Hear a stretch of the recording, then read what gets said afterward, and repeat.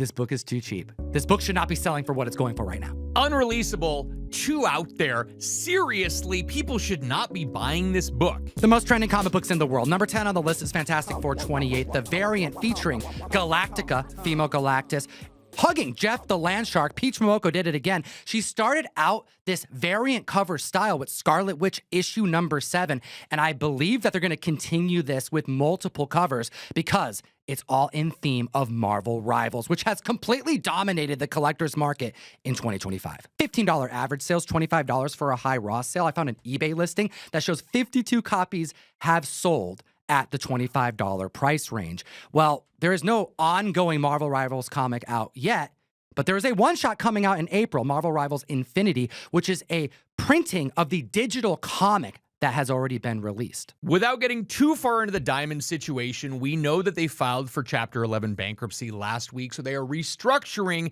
and that means there are many things in the pipeline that aren't necessarily happening when we think they would. I did not get any of the copies of this book that I ordered, and the people who are pre-selling so many copies, it makes me wonder, do they even have them in hand?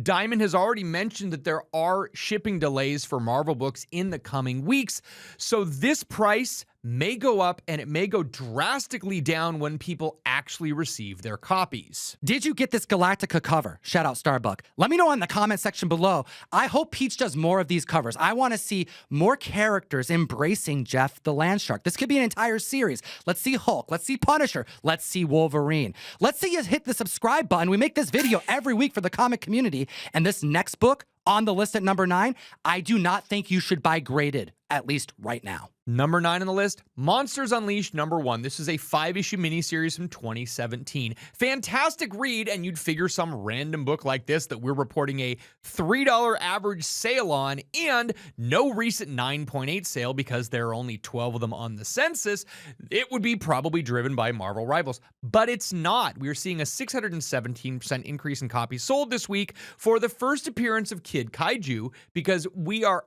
actually talking about that there is a good rumor that we may very well see a Kid Kaiju animated project in the works over at Marvel. We're hearing 2 different projects. Kid Kaiju, which I think would be fantastic to see because he draws characters and they come to life.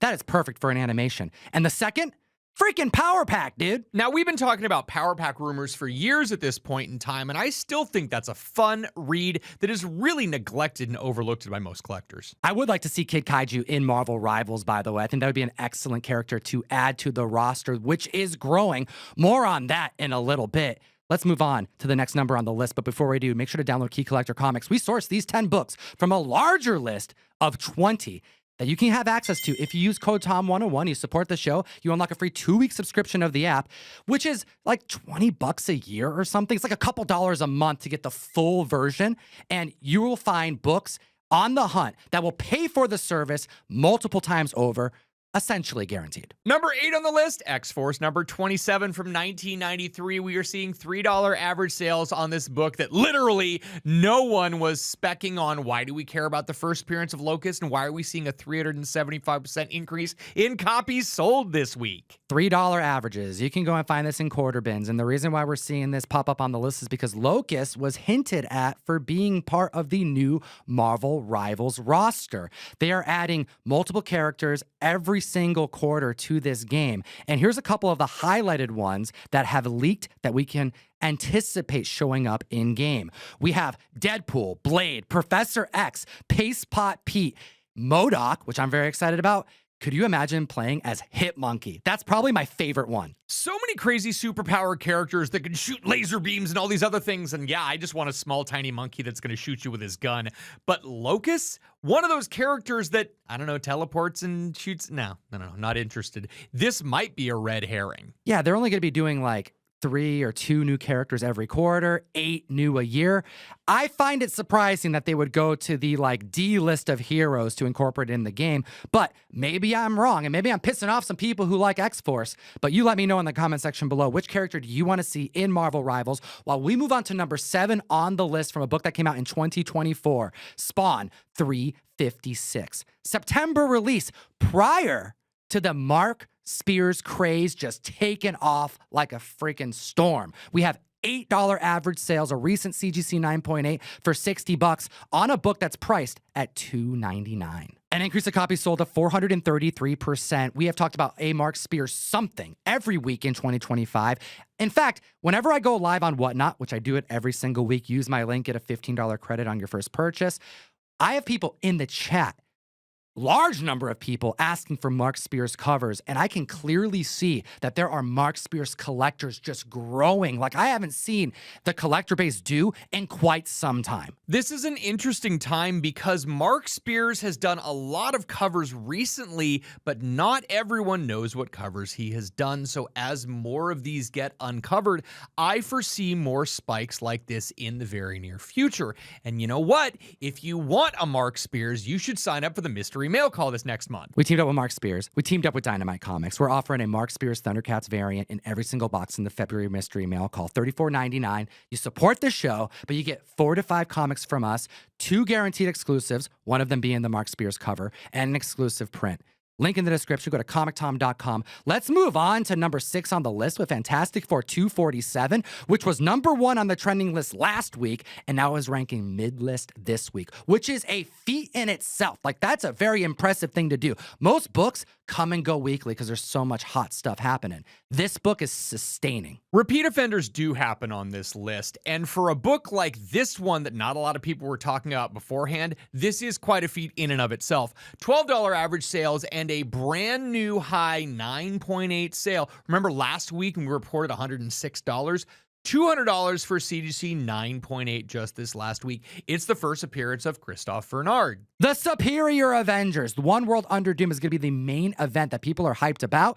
Dr. Doom is going to be ruling the world. Post Blood Hunt, he became the Sorcerer Supreme, and he's going to be using that to his advantage and starting up his own superhero team. But it's like a team of a bunch of villains. The One World Under Doom event starts February 12th, and Superior Avenger is going to be starting on April 16th. Make sure you add both to your pull list. This book is too cheap. This book should not be selling for what it's going for right now. Number 5 on the list, one of those Uncanny X-Men keys that, yeah, I believe it's too cheap as well. Uncanny X-Men number 244, first appearance of Jubilee. We were reporting $70 average sales and $174 for CGC 9.8. That just feels way too cheap. A lot of these Uncanny X-Men keys are just substantially down in a really, really disgusting way. Dude, a 9.9 sold this month of this book. There's only one on the census. It went for $3,120. First appearance of Jubilee at a 9.8 could be acquired for under $200.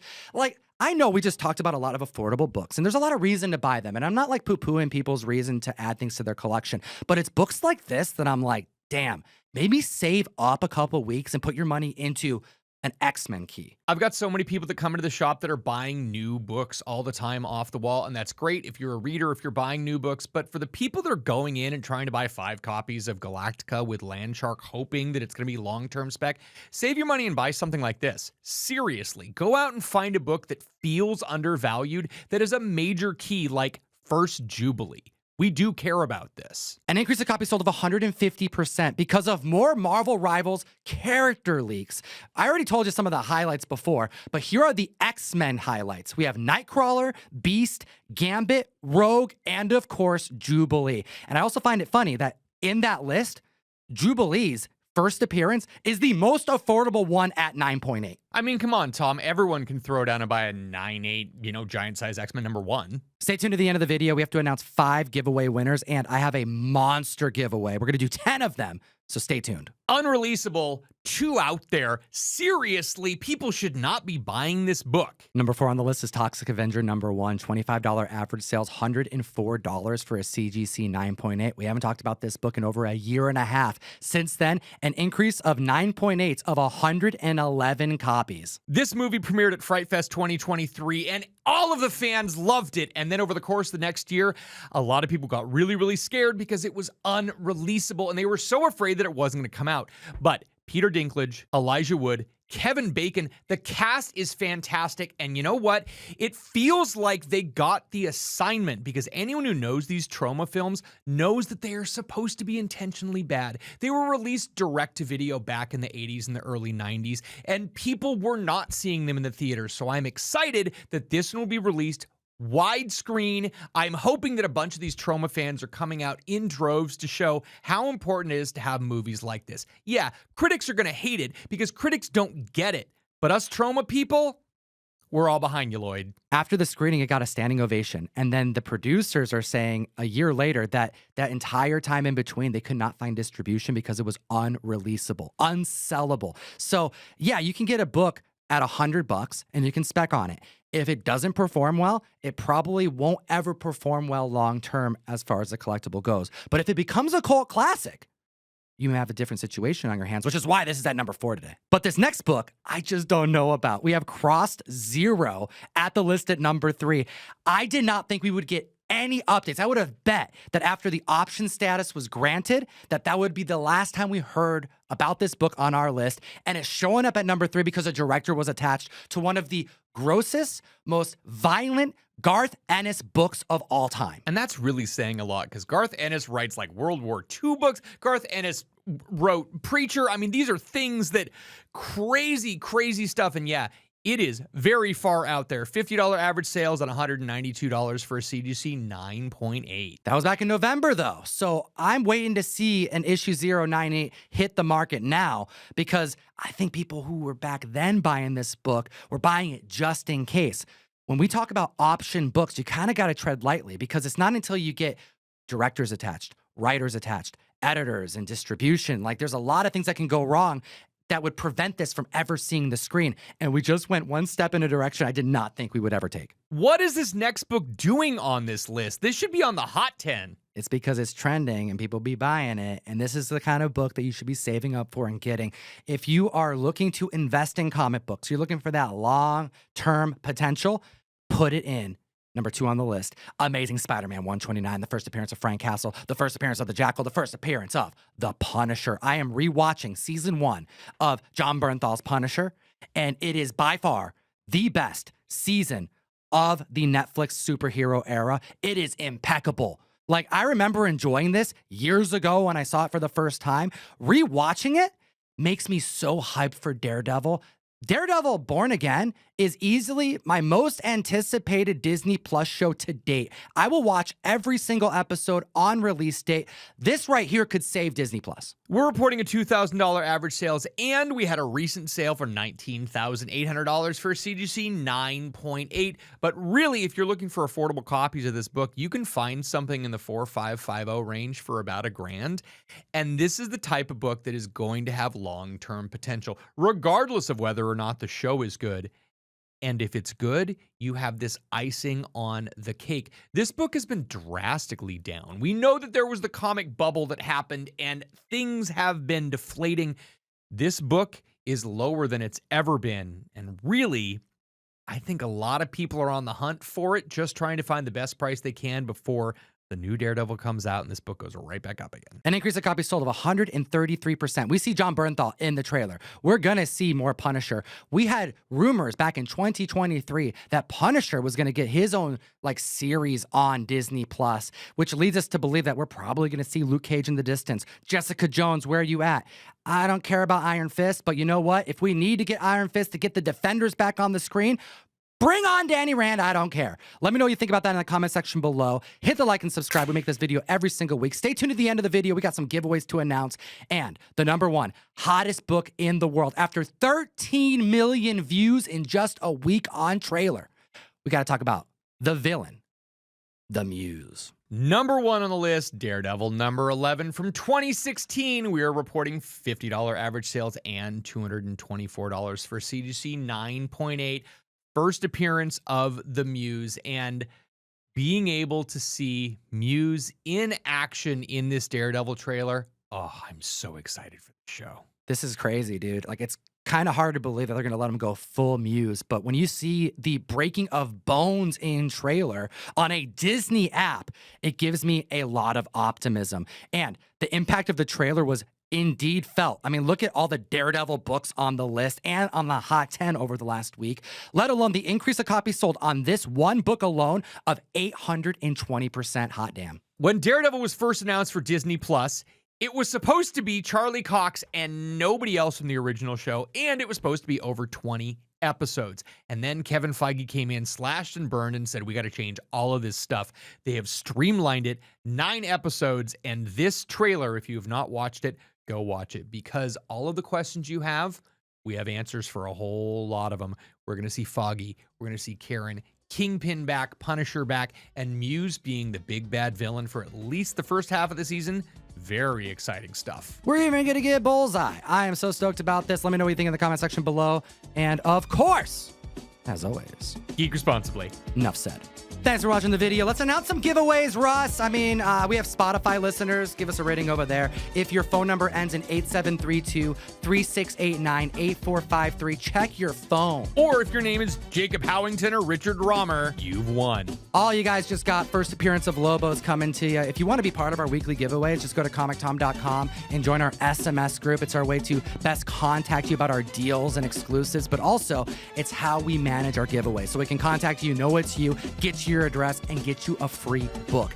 And this week, we're doing 10 giveaways. What the hell is our homie Bryce Comics doing? He's releasing these packs. You can get a golden ticket in it. There are exclusives. There are hot books. This is going to be one of a kind, and you can win one of 10 that Tom has given away. Yeah, shout out to Bry's Comics. You should follow him on YouTube, but he's doing something crazy. He's got these Bry packs that he's selling, 5 different exclusives, print runs that span from 1,500 to as low as 26. The chase books are insane. A Amazing Fantasy 15, an Avengers #1, a first appearance of Thor, a first appearance of Wolverine, a first appearance of Ghost Rider, a first appearance of Daredevil. This dude's doing $500 gift cards, and there's gonna be 10 winners. This is huge, and he's selling them for $65. He hit me up and said, hey, can we give some away on the show? And I said, hell yeah. So all you have to do is join the SMS group, and we'll announce 10 winners, and you're gonna get one of these packs, and you may get an AF-15. Like, that's a legit thing that could happen. However, these don't release till next month, so you will be part of the pre-sale, and he'll mail them to you when they officially get released. Link in the description. Go check out Bry's Comics. He's a great dude, and we'll see you next week.